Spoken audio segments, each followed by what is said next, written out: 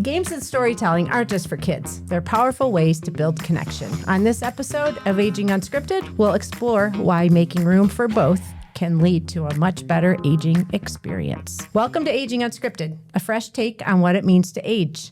Here we challenge assumptions, spark new thinking, and explore how aging can be lived with purpose and possibility. I'm Jill Vitale-Aussem, and I'm privileged to serve as the president and CEO of Christian Living Communities, a nonprofit senior living organization based in Denver, Colorado. And in studio with me today is our co-host, Pam Sullivan. Hello, everyone. Pam's our vice president of communication and philanthropy. And joining us today is a very dynamic father-son duo, Jack York and JP York. We've known both of them for years, decades here at Christian Living Communities. Jack is the founder of It's Never Too Late and Tailgate, which helps older adults connect via technology. And more recently, he's been traveling the country, collecting stories from older people. And JP is the founder of the 2054 Institute, connecting with older adults who are living on the dementia journey via play, specifically Legos. And I am fascinated. I can't wait to learn more about this. So welcome to both of you. I think, thank you. As always, whenever we talk to Jack, there's always insights I think that help senior living professionals as well as older individuals and their care partners really understand like making space, right? Making space for the things that matter. So welcome to both of you. Is this your first father-son? It is. It's very exciting. Pam and I are a little nervous. You know, if for those of you out there watching and listening who know Jack, a lot of cat herding that goes on. But it's always a fascinating conversation, and so thank you for being with us. So Jack, let's start with you.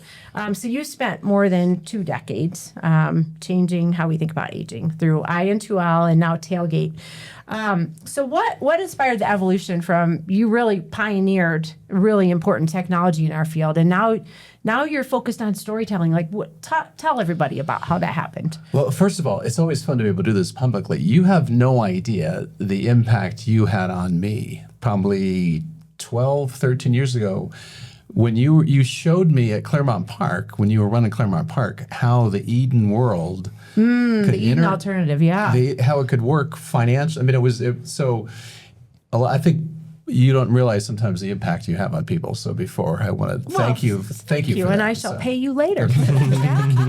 No, I think it's funny because I have a perception of being a lot more innovative and forward thinking than I really am. It was like I-N2L really started. A friend of mine, Leslie Sweeney, had the idea to donate a computer into a senior living community. We never thought of it as a business. This is 1998. And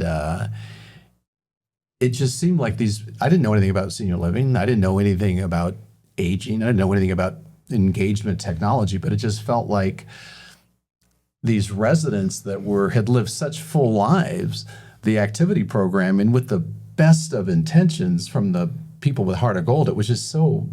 Bingo. It was just condescending. It was just condescending. So I think it was stale. Yeah, and it was just like there's got to be a better way to do this. And so I think the fact we didn't know anything made it was a benefit because the activity world really shaped what I-N2L became. So anyway, fast forward 20 years, the company got bigger. You know me as well as anybody that I think I was a good CEO for a 10 to 15 person company, but it gets bigger and bigger and you're not the right person anymore. And I also was getting burned out on technology. And so the whole impetus for Tailgate, and again, not necessarily thought through, it was just these people that were the backbone of I-N2L, the residents, were such interesting people and nobody knew them. And so that's kind of how the whole path of Tailgate started. And as JP's mom, Giselle, my ex-wife, coined very aptly, my nickname is Ready, Fire, Aim. So you just kind of jump off a cliff and do something, and then you try to That doesn't sound right at all. Try to figure it out. I figured it out later. But anyway, that was kind of how Tailgate all started. Mm-hmm.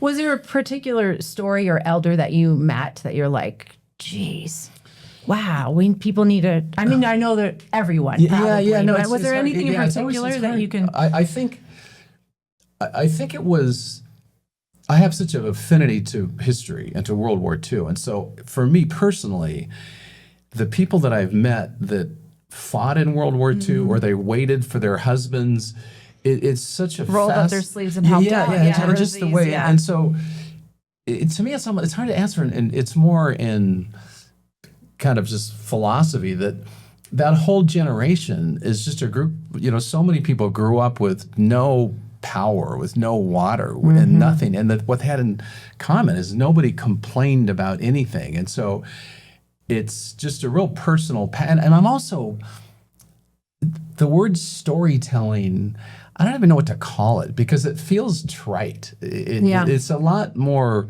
we'll talk more about it later, but I think it's a lot more, it's not telling somebody's story. It's like, why were you on the planet? Well, and my background is television journalism, so I've always been really keyed into storytelling. But I think what you're doing and what that purpose is you go back in evolution of people. You had the town crier who would keep everyone informed or share stories. And as we got bigger and there's more people on the planet, that community sharing of what's going on kind of fell by the wayside. And so I think it's really cool that you're bringing back the importance of those lived experiences and what we can gather from them. So I don't think it's trite. I think it's a really cool. But it's also and JP is much more interested than I am. So let me just have one last comment. I think I've also become very almost disliking social media of taking people that have lived 90 years on the planet and to try to find the most clever snippet that does not say anything about who they are and what they are. And so that's a whole, I'll talk more about that later, but I think there's a shallowness to our communication now that I'm almost anti-social media. I hate saying that because I'm not being judgmental about it. I'm just thinking I just think it has as many downsides as it does upsides. Yeah. But good to Legos. Legos is Well, okay. Well, I'd like to add something to that too. That I recently went through my first Eden training. Oh wow! Cool. And the thing that stuck out to me is the purpose of the elders. The reason that we take care of them, that we have taken care of them throughout human history, is because they have survived so much before us. They have the knowledge, and we need that knowledge to.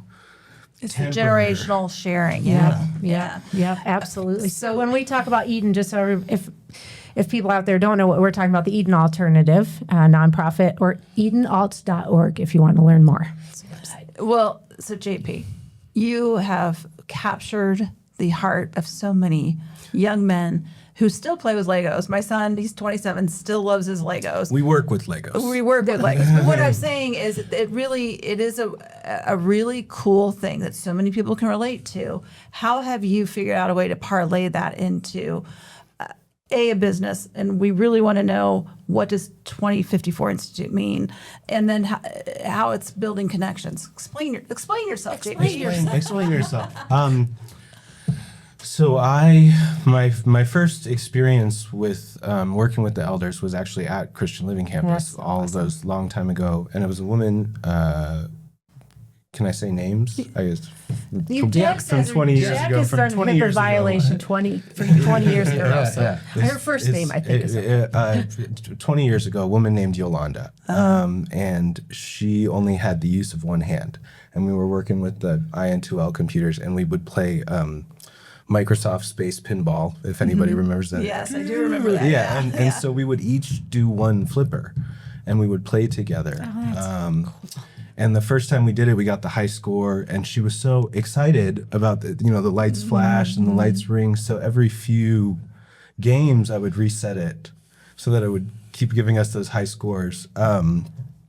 So I've always just been, and I guess I didn't think about it then, but as I've gotten older, I see how uncomfortable so many people are with aging. Yeah, they really the thought of aging, being around dementia, and all of the very unfun things that come with aging. And so I was helping take care of my grandma and grandpa in the past few years. So my grandpa had dementia for about 9 years. And that was a really, really painful journey for my family, and grandma was by his side the whole time. And I was spending time with her, and I saw that she didn't hardly do anything with her hands. For about as long as I can remember, she would wake up and she would turn on the TV, and she was intent on watching the news. She wanted to know what was going on. She had her soaps, she had Jeopardy, so she was very intelligent. She was 92 years old when she died in 2024.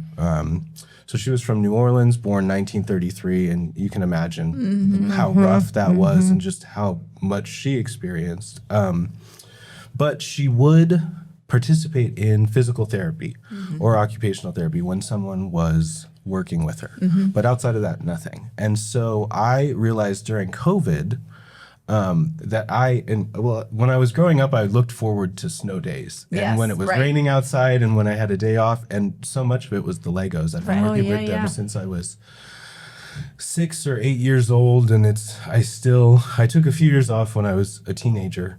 But I got back to it when my first paycheck from my job, I had like $300 extra, and I went on eBay and I bought the little Arctic set and the trucks and just the stuff I had wanted. And I realized during COVID that this was helping keep me sane. First of all, this was really it's very soothing. There's just something wonderful about following the directions is how most people use the Legos. So that's very soothing. Having the directions, having the pieces, and just putting them in place. And then it's my sort of visual art medium. So I will then take all those sets apart and build cities and airports and underwater scenes and space stuff. And so I started thinking that if I was in a situation where I was losing functionality or I couldn't leave if I had a lot of time on my hands, which is the case for a lot of our folks,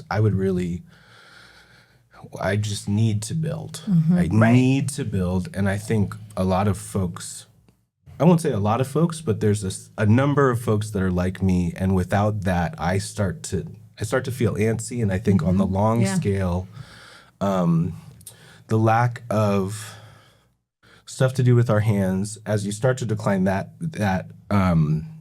it's just a sort of self-fulfilling cycle. Right. What's purpose? What I love about Legos is you're exactly right. It looks like chaos, but there's instructions. You're going to get through it. And there's a goal, and you create something, and it's beautiful.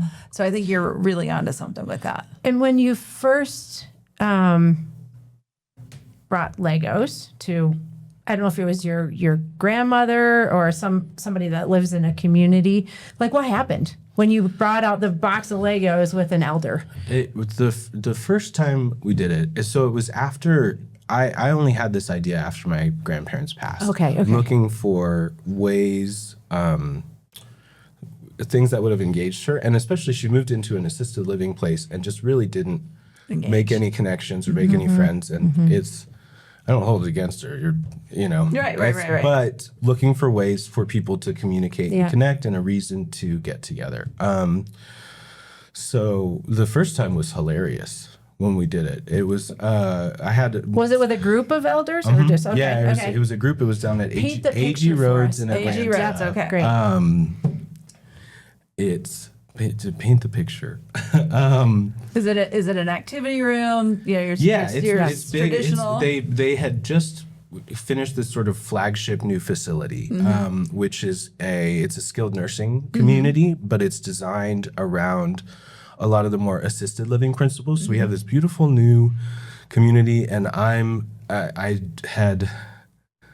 had just, it was a very, it was kind of a magical thing. I really have to start by thanking Loretta Vini, who's not here with us, but she has been doing this for about 20 years more than I've been doing it. So I've been doing it for about 2 years. So it was her experience with her mom that showed me that this was possible. And then I became certified in what's called Lego Serious Play. And my first day, I was still so nervous, showing up. Just it's not, you have no idea what you're walking into with something like that. And so I had some Legos, and I had these magnet tiles, and it was it was like a race car that went down the hill. Is that video? Yes. It's Yeah, a great probably, video. yeah. It's on your website. We'll link to it in the podcast notes. But just seeing the people come alive, with that, it was amazing. So I started by helping set that up. So we had the race car thing. So I gave them the cars, and and you can immediately see that it's challenging for people sort of mechanically to get this car set on the track, angled. You have to have, the correct orientation. And so you immediately realize that things we take for granted are not for granted anymore. That it's all of a sudden, and the little, like trying to figure out which direction to connect the Legos it becomes an interesting cognitive challenge. But so we had these two racetracks set up, and they started racing them down the thing, and one guy started announcing it. 3, 2, and I'm very I like to plan, but for something like that, I really like to just be open to what's going to happen and everything. And so what I saw was that one of the ladies turned the racetrack so that the car would crash into the pile of Lego pieces. and so the car is going down the hill and scattering into the Lego pieces. And then another lady says, oh, we should build a crash barrier. We should build a highway barrier so we don't get messed up. And then on the other end of the table, one woman, she starts building, and she's just putting things together. And I ask her what she's building, and she says, oh, I built a shopping mall. Here is JCPenney, here's the kids' store, here's our little terrace. Yeah, and I said, oh, what about building me a house? And again, just experimenting just to see what she did. And 10 minutes later, she has a motel that she's built with a pool and people checking in and like guest rooms and everything. So she's over here building this, and the other people are building the crash barriers. And then the crash barriers turned into building a gas station. We had one with a Q on it, and it was the Quick Trip, which is one of the gas stations out of Atlanta. For me, because I've watched really I've watched him 6 or 7 times. It's fascinating for me to watch it, and it is so analogous to IN12. When we first started IN12, had a lot of success in memory care, but it was very passive. Not that it's a bad thing, but it was more. Your activity directors, whatever. Versus creating it. Yeah, and it was what was fascinating for me with JP is to see, and it's not everybody, but in pretty hardcore memory care environments. So it's looking like, 30-40% of the people, he would have them build how they identified themselves, and that's and all of a so sudden, cool.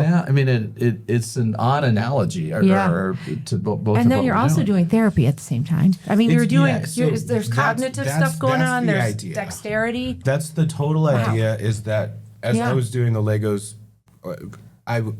as I was staying in my grandmother's house doing Legos while I was caretaking for her in these dead times, I realized that I'm not going to do 7 hours straight of occupational therapy. No. Right. But 20 minutes. But apparently I will do that for Legos and do it again the next day. And on and on and on. So there's a few different ways you can do it.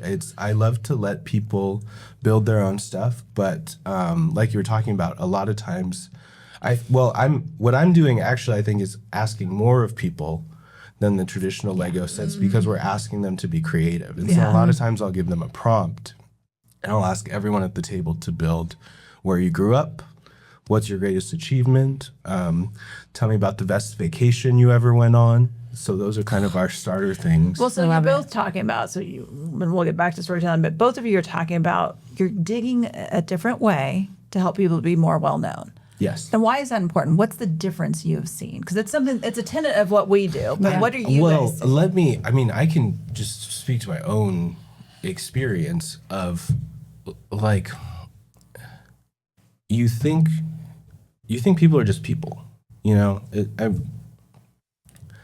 as people, let's say decline, for lack of a better word, but it becomes harder for them to express themselves. So you have no idea what they've done or accomplished or who they are. It's just this person that is not communicating very much. And so when you start giving someone Legos and he builds a little plane, And he says, "Oh, I was a pilot." Yeah. And you say, "Oh, that's cool. What kind of planes did you fly?" "Oh, well, I flew 747s across the Atlantic for 30 years for United."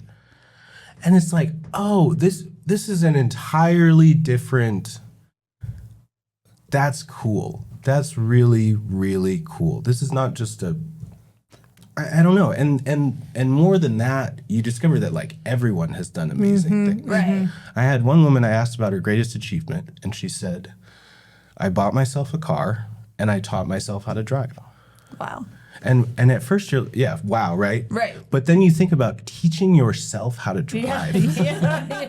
I was like, where? She was like, "Well, I had this sort of loop in my neighborhood and I turned right a lot." Yeah. That's what she said. But that's really remarkable. And then one woman who her husband was disabled and they had 5 kids. So for 25 years, she was the breadwinner for that entire family. And it's just, and you can't, when you learn that about someone, you can't help but have just incredible respect for So it that. changes perspective of the care partner. Yes. But what did it do for the people who got the chance to tell her story? What'd you see? What I see is that like we become friends. Yeah. And they recognize me, they know who I am, and they know that I see them, and it gives them more, well, it gives them identity in their community, which is these communities that we have. So among their care partners and among their peers. So a lot of, we are all here working on their behalf, trying to help them have better lives. But so their peer group is the other people who live in that community in a lot of places. So it allows them to know each other better by doing these things and to find shared interests and have more to talk about and they get to know each other on a deeper level. And you've had similar things, Jack, right? I remember you saying, we'll talk a little bit about, will you they're going out in a car with somebody and you learn something that people who have known them for 5 years don't know. What's really interesting. It's so hard to articulate this the right way but there's so many different ways that we've been trying to, and I'm trying to come up with a different way than saying capture stories, because it just doesn't sound as much gravitas when I have it. But anyway, a lot of them has been you've done this, Jill. You've ridden in my van. I have. So just drive around a van with GoPro cameras. And what really struck me is that you drive around, and I did this for the last year and a half with people over 100. I have all over the country in a van. You have GoPro cameras. You drive around for 45 minutes or so. And to your point, Pam, it was this is, and I say this a lot when I speak, that there's probably at least 50 times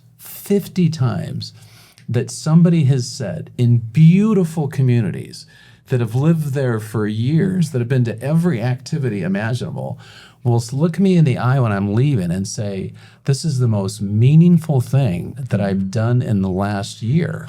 And when I first heard that, I was like, "Oh, that's cool." And then I just like, wait, there's something really wrong But it's here. so simple. I mean, you're riding around in a car, right? But it's so meaningful, right? Wow. Well, no, you know what it is? What I really think it is I think that people have lived these full lives. Yeah. And no matter how much the community tries to make it as good as possible, there's a lot of shrinkage, and then the conversations become transactional. What time is breakfast? What time is this? It's a time frame of the next week is anything you're talking about. And I'm this stranger coming out of left frickin' field, just saying, what did you do in your life that really mattered?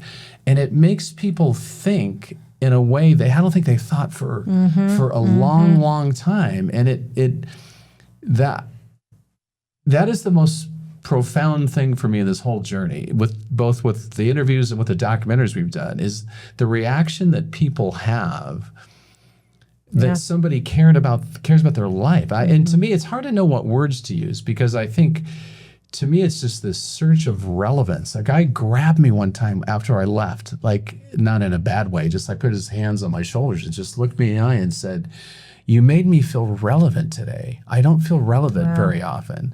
And so there's a real, I oddly think of what I'm doing now is how I felt with I2L 25 years ago. And that is that this is an aberration now, but it is going to be an absolute, who knows when, but it's just good. And now to go to a senior living conference and there's like 38 engagement vendors, it's really interesting that's happened. I think, you can, is it a year, is it 5 years, or 10 years? Every part of a community is going to be, let us really understand, tape, bring in high schools. It's not a fill out a questionnaire about what are your likes. It's a much deeper thing than that. And I just think it just ties to that whole relevancy that I think is lost. I wonder, Go ahead.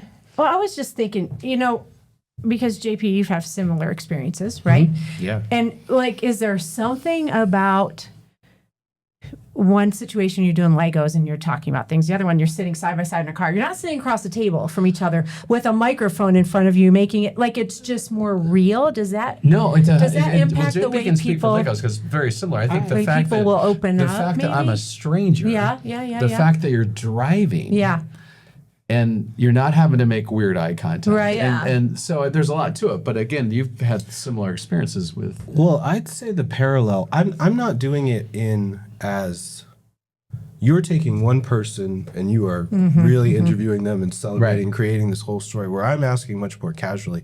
It's really a lot of the same questions. Yeah. Where did you grow up? Right. Greatest achievement? Tell me about your family, that kind of, and just anything you want to.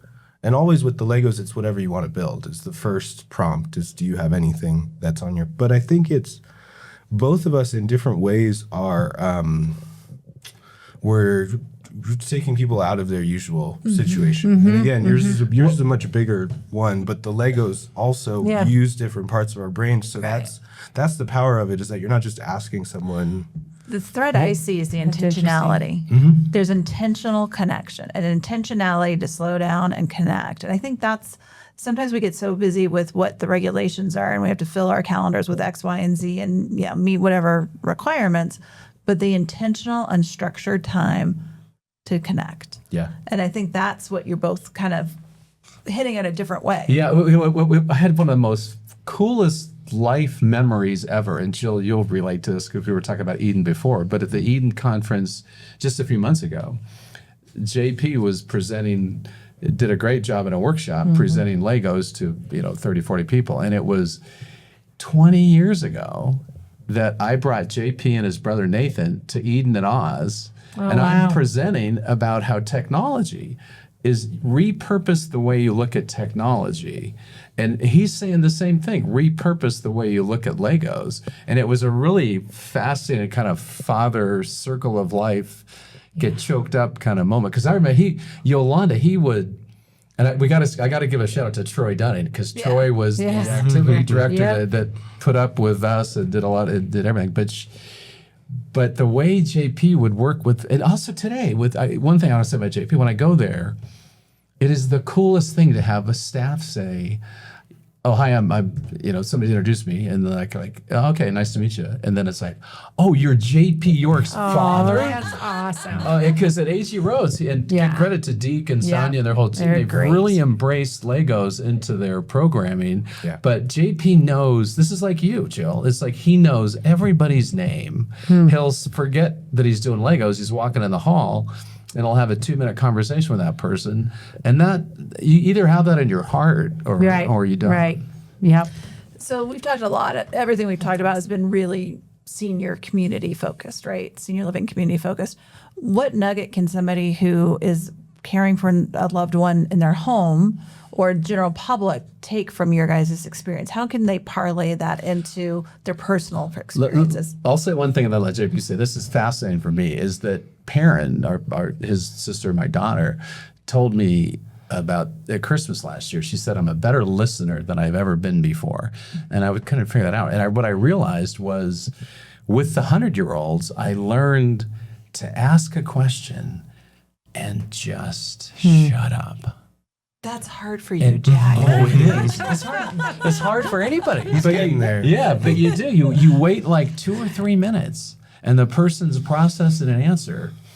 And then what was fascinating, by the end of the drive, the person's just nailing it. It's like you're waking things up. But I think that's a really personal essence with your parents, with your grandparents, is to make yourself ask a question and just let it go. And when we'd have in the van, the kids would drive in the car a lot.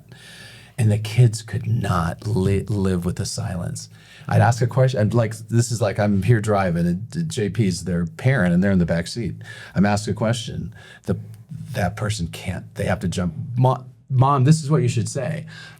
Mom, no, that's not how it happened, Mom. And you watch the person. I mean, I'm trying to drive, but I'm kind of watch the person. They get deflated, and then they start deferring the questions to that person. So I think on a personal level, it's be really silent. Silence is golden. And don't eat. Maybe mom or dad said the wrong thing. Who cares? Don't. It has nothing to do with dementia, just in general. I mean, you don't need to correct. It changes everything. So that's really that's a really good. How about you, JP? For how can people integrate Legos? I mean, what's the lesson learned for everybody? Well, as far as the Lego stuff, I'm gonna shout out to my mentor again, Loretta Vini, and so her website is lorettavini.com, and so her story, she started doing this taking care of her mom who had dementia, and so it was 17 years that she had always played with Legos with her mom growing up. The mom loved the Legos, so it was 17 years of dementia, and she started building special tools for her mom that would help keep her mom calm when they had to go to errands and stuff like that. So she built special purpose-built Lego tools. So she has a whole 34-page guide on using Legos with dementia. And so she's got the repository of the Lego resources. And I think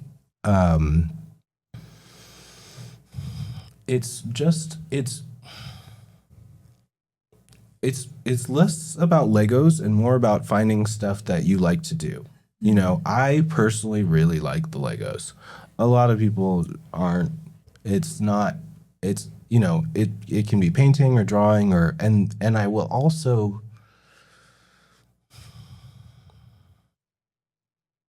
I know I'm wandering a little bit here, but it's finding that connection. That's something that's meaningful and purposeful to you, and then that's the only. It's about finding something to do with your hands and a calm way to spend time together, where you're not, as you're talking about that, you're not expecting that same speed of communication, and I think that's kind of that's how dementia works, is that people start to slow down. And then the other well-meaning children or other people jump in and answer for them, so you get used to not answering for yourself. That's very interesting. It's heavily, from what I understand, tied to hearing loss. So a lot of dementia is related to hearing loss. So it's when someone stops being able to understand or be understood, it's a just a self-fulfilling prophecy. And what I see even more, I mean, if there's any kind of magic. I know we've been talking about Legos, but part of my job is as a musician. I play violin and guitar and sing. And if there is any kind of like day-to-day panacea, it would be music. Yeah. It would be music, and taking the time to find what music is meaningful to your loved one. Not just putting music on, but spending time with them, watching what they engage with and what's familiar. One of the best stories I remember seeing, it was actually one of the local TV stations came out and did it, but we would customize music lists for residents in our memory care neighborhoods and put it on an iPod and put it in, and then watching them come alive because it's what they like, what they resonate with, what their memories are about. And they'd get up and dance with their daughters.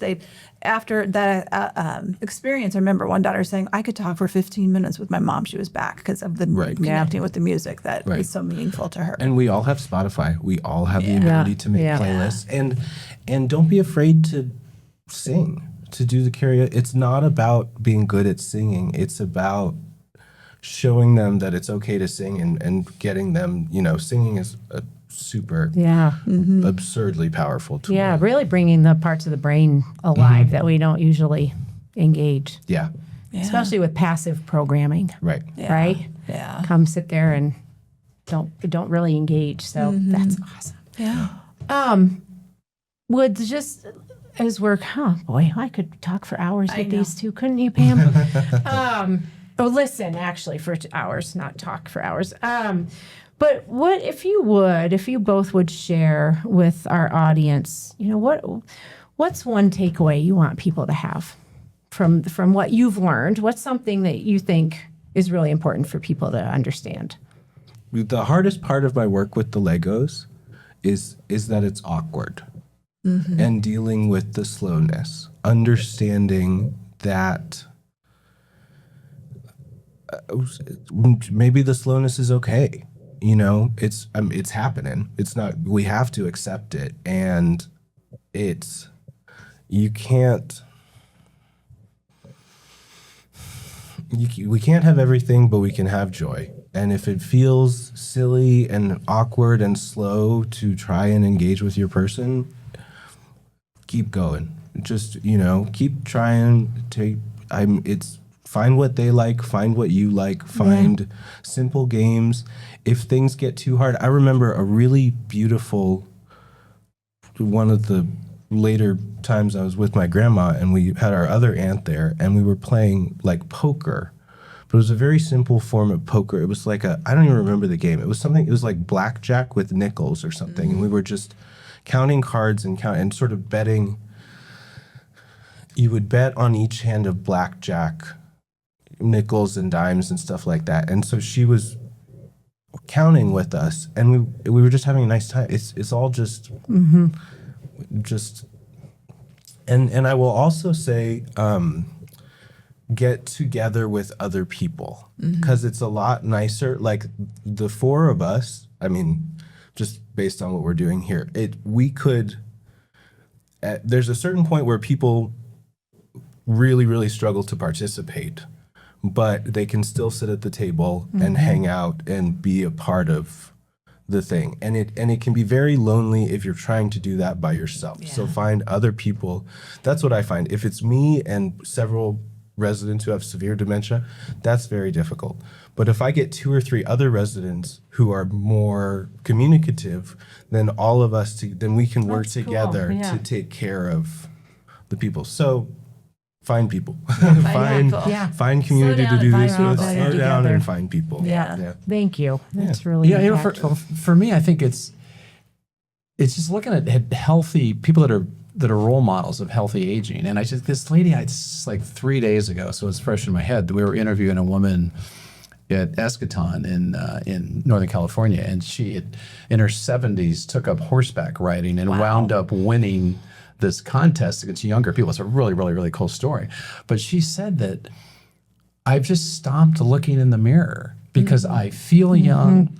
I want to be around people that are not going to care what I look like. They know that I'm interesting. And so she has, you got to look in the mirror to get your hair, but she has stopped caring about what her physical body is changing outwardly. She's unshackled herself. She's such a vibrant woman. And I just think that I've talked to so many people that are living incredible lives, 80s, 90s, 100s. They're curious. They don't want to be, no matter how much help they need, they don't want to be treated like a little kid. So much of it, Jill, is the stuff you've written. I've just kind of seen a lot of the stuff that you've intellectualized. You're a lot more sophisticated about this than I am, but for me, I've just really seen it. But I just think that every decade of life has things that are great and things that suck. And I just think that you get. I look at me. I'm as of yesterday, 67. Happy birthday! Yeah, and so I was so stressed out when I was 57. I was so stressed out when I was 40. I just turned 57 last week. But I have. I can't play basketball like you. There's things that are and prostate cancer. All this. There's all that crap that's reality. But I am like so joyful in what I'm doing, and the kids turning out great. You don't got to worry about how do you get them through. So I just think that there's so much joy in getting older, but you have to have a mindset of letting go or not being bothered by the things that are just going to be different. And again, just think of what you was like in high school when you're afraid. Again, like I said, there's just stuff that sucks about every decade. Yeah. And I think that I can't wait to be in my 70s, and let's see what happens in 80s. And JP's in charge of pulling the plug. He is. So if can I help? And this is. He's told me We were talking about this yesterday. It's the 80% chance of full recovery. Yeah. We're trying to kind of walk through it. Is Yeah. your threshold Yeah. for where we are considering? Yeah. Yeah, there's all extension these factors variables. that you Yeah. can- Given him the percentage, the blessing it. I asked for the percent. I like numbers. I like it. them. That's good We can do structure. that to a Gotta have doctor. We structure. can, Yes. write it on paper, Yes. so it's not. Yes. Oh, gosh. Wow. Well, that both of those lessons are so important. And Jack, with what you said is, I think we've all seen it. Like people who want to hold on to what was and lament what I can no longer do, struggle more than the people who are like, yes, and. Yeah. Right? Like, yes, and things have changed, and guess what's coming, and guess what I'm going to try now, and guess who I'm becoming. And I think that's just Yeah, and there's also, as a provider, there's only so much you can do. There's Right. part of that is on, Right. It's on the it's person. on you. Yeah. Yeah. It's on you as a person to manage that Yeah. and not wait for the community to come up with all the answers. So You it's are so tricky, right. but it's true. Well, thank you both Yeah, so this was Thank much. you. Yeah. This has been such an amazing conversation. And thank you, everyone, for joining us today for Aging Unscripted. A reminder that aging is indeed unscripted. Not everyone gets the opportunity to age, right? Right. It really It's is a a gift. gift. It's a and gift. Everybody's journey is different. So please tell your friends and family and coworkers about this show and follow us on your favorite streaming platform. Thanks for being with us today. Thank you, Jack. Thank you, JP. All Thank you, right. Pam. Thank you. Yeah. Thanks, Pam. Thanks, Jill. All right. Thanks, JP. You're awesome.